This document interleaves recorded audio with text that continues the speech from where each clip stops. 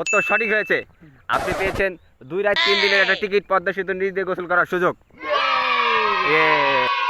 Hi everyone, আমাদের ঈদ আয়োজন বর্ধমান টিভির সেই বিখ্যাত সেই আয়োজন হাঁটতে হাঁটতে চলতে চলতে আমাদের অনুষ্ঠানে আজকে আমন্ত্রণ জানিয়েছি এদেশের বিখ্যাত মহাপুরুষ, যিনি 1900 সালে অনেক খাল পার করেছেন, অনেক কিছু করেছেন, সেটা আমরা তুলে ধরবো। আমরা স্বাগত জানাচ্ছি বর্ধমান টিভির স্টুডিওতে। শিমল সাহেব, আপনি কেমন আছেন? আলহামদুলিল্লাহ আলহামদুলিল্লাহ। ঈদ কেমন কাটলো, পাশাপাশি শুভ নববর্ষ বৈশাখী পালন করলেন কেমন? জি জি, দুটা মিলে খুব ভালো কাটলাম। ঈদ এবং শুভ নববর্ষ দুটাই খুব ভালো কাটলো। কোথাও কি ঘুরতে গিয়েছিলেন? হ্যাঁ হ্যাঁ, অনেক জায়গায় যাওয়া হয়েছে।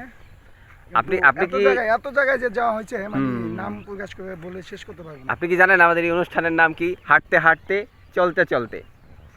গুড, খুব সুন্দর। আপনাকে দুখানা প্রশ্ন করা হবে। আগে বলে রাখা ভালো দর্শক, এই মানুষটা কিন্তু খুব ট্যালেন্টেড একজন মানুষ, তিনি অনেক কিছু করেছেন। আমি দুটা প্রশ্ন করব, তিনি আপনারা বুঝতে পারবেন, উত্তর দেওয়ার মাধ্যমে বুঝবেন সে কতটা ট্যালেন্টেড। 6 আর 4 কত? হ্যাঁ, খুব ট্যালেন্টেড, খুব ট্যালেন্টেড। 11, রাইট রাইট, উত্তর সঠিক হয়েছে। আপনি পেয়েছেন 2 রাত 3 দিনের একটা টিকিট পদ্মা সেতু নিচ দিয়ে গোসল করার সুযোগ। আপনি কি কারণে বদনাম করতে চান? আপনার সুযোগ আছে। এখন মন্দির ততটা ভালো নাই। এখন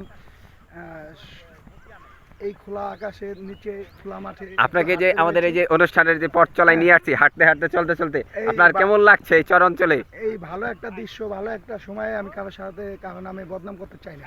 তাইনি? হ্যাঁ। উপভোগ করতেছেন? জি জি জি। তাই আছেন কয়দিন দেশে? আছি আর মাত্র 2 দিন। 2 দিন। তাই ভালো আছো বাবা? হ্যাঁ। আপনি এই সুন্দর মুখর পরিবেশে আপনি কি আপনার দর্শকদেরকে দুইটা একখান গান শোনাইতে চান? না না, ছোট পরিসরে? না না না, এখন গান গাওয়ার নাই, ইচ্ছা নাই এবং গান গাবো না। কিন্তু এমনি খুব ভালো লাগতেছে, হাঁটতেছি, এটা উপভোগ করতে চাই। হ্যাঁ হ্যাঁ, এই যে কোথায় আছেন? খুব সুন্দর প্লেসে, আমাদের চর অঞ্চলে ফাঁকা মাঠে। হ্যাঁ, ফাঁকা মাঠে। প্রিয় দর্শক, আমরা আমাদের অনুষ্ঠান ইতিমধ্যে শেষ করব। আপনার কিছু বলার থাকলে বলেন। না, খুব অনেক কথা বলেছি, এখন আর বলার তেমন নাই। এবং দর্শককে আমার একটা কথাই বলা, আপনারা সুন্দর করে আশা করে ঈদ কাটাইছেন এবং আপনারা সবাই ভালো থাকবেন, সুস্থ থাকবেন। সুস্থ থাকবেন।